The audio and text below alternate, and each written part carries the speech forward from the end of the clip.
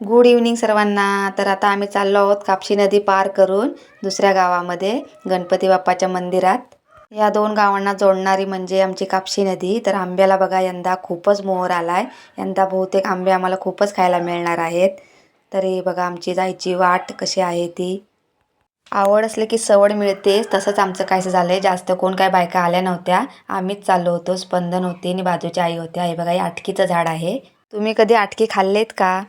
तर आम्हाला पोचायला अर्धा तास तरी गेला जास्त.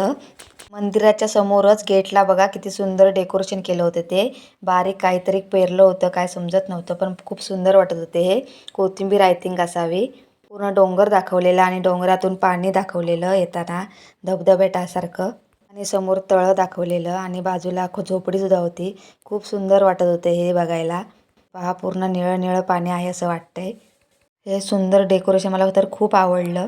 तिथूनच आतमध्ये जायला एंट्री होती. तर समोर बघा गणपती बाप्पाचं दर्शन झालं. हे खूप सुंदर मूर्ती आहे. डेकोरेशन सुद्धा खूप छान केलं आहे. फुलं पूर्ण ओरिजिनल होती. स्पंदने ते दर्शन घेते. तर हे बघा बाहेरून सुद्धा खूप सुंदर डेकोरेशन केलेलं, फुलांनी सजावट केलेली. हे झुंबर आहे. तर इथे सत्यनारायणाची पूजा सुद्धा होती. आम्ही उशिरा आल्याने आम्हाला सत्यनारायणाची पूजेचा आशीर्वाद घ्यायला मिळाला. तर इथे स्पंदन फोटो काढते. आम्ही सुद्धा फोटो काढले.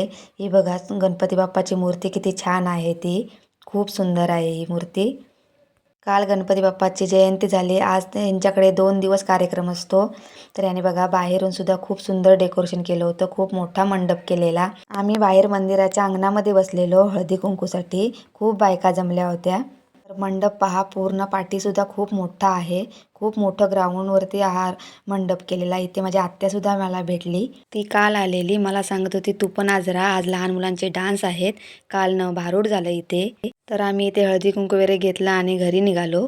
जाताना बाहेर डेकोरेशन छान होतं. तिथे आम्ही फोटोसुद्धा खूप काढले.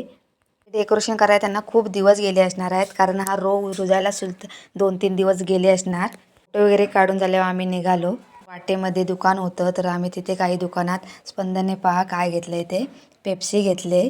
मुलांना घेऊन जायचं म्हणजे हातातून पैसे न्यावेच लागतात. तर दुकान म्हटलं की मुलांचं आवडीचं आहे ते ठिकाण. तर हा आहे रोड आमच्या घरी जाण्यासाठी. तर आता आम्ही चाललो आहोत घरी. संध्याकाळचे 5:30 वाजले. सूर्य बघा मावळता झालाय. त्याची किरणं पाण्यामध्ये किती सुंदर वाटत आहेत ते. तर तुम्हाला व्हिडिओ कसा वाटला मला नक्की सांगा. शेअर करा आणि सबस्क्राईब करायला विसरू नका. Bye bye. स्पंदन आता पेप्सी खाते.